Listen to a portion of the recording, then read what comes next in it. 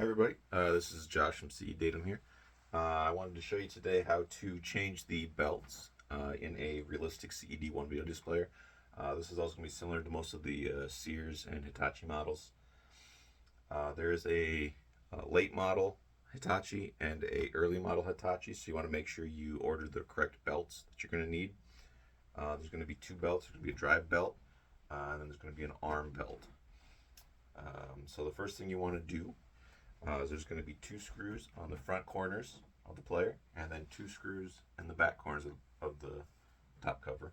Once you get those out, the cover will lift up from the front and come off, and you can set that off to the side. And then next there's going to be two screws on the top two corners over here. You can take those out, which I've already done, and then the circuit board will lift up, and you gotta slide this little remote receiver or remote where you plug the remote in. You gotta slide that up and then through the little crack there, and then the circuit board will lift up and lock into place, and it will stay up in the service position like that. Then the next thing you're going to want to do is your loading belt is going to be right down here. Let's take a look. So this is going to be your loading belt right here, which I've already changed, but more than likely it will have turned to a black sticky goo. So you're going to want to get some isopropyl alcohol. I recommend at least 91% or higher. And then I use these precision tip Q-tips, but any Q-tip will work. And then you're just going to want to get all that sticky residue out from inside the belt or inside the plastic gear. And then once that's done, you can put this new belt on. And once you got that new belt on, you can rotate this counterclockwise to lower the platter.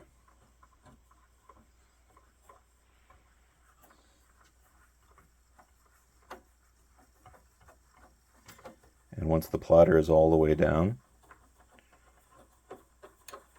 like that, you're going to want to pop your stylus cover open and remove your stylus, which I've already done. It just lifts straight out. Set that off to the side. And then there's going to be two screws. There's going to be one screw back here where that hole is, and then one screw over here holding down this grounding strap. You want to take those two off, and then this plate will lift up, and that'll give you a little better access to get in underneath there where your other belt's going to be. Those two little white gears there. And what you're going to want to do is they're probably going to be a sticky mess, so get a long tipped screwdriver like this, and you can actually rotate this gear counterclockwise.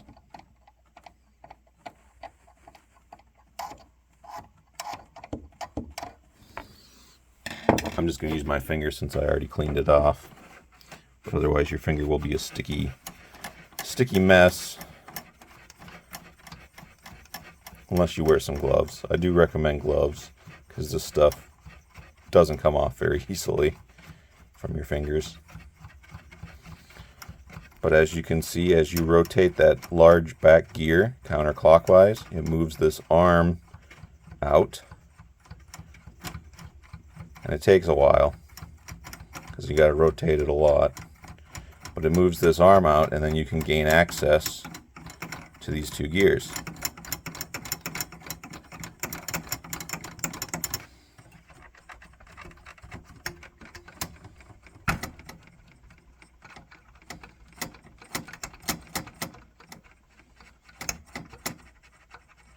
And that's probably far enough for me because I just got to get a new belt on. But I've already cleaned them off. As you can see, it will look like that. Just keep going until the Q-tip finally comes out clean. And then put your new belt on and put everything back together. Put your stylus back in, and it should fire right up and work, hopefully, as long as you got a good stylus. And everything else is good. But that's how you do that. Thanks for watching.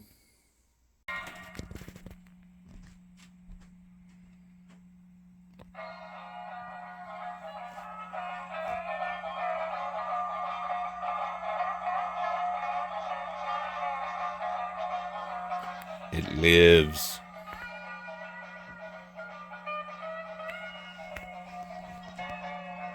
Man, it's dirty though. I'm gonna have to clean this thing up.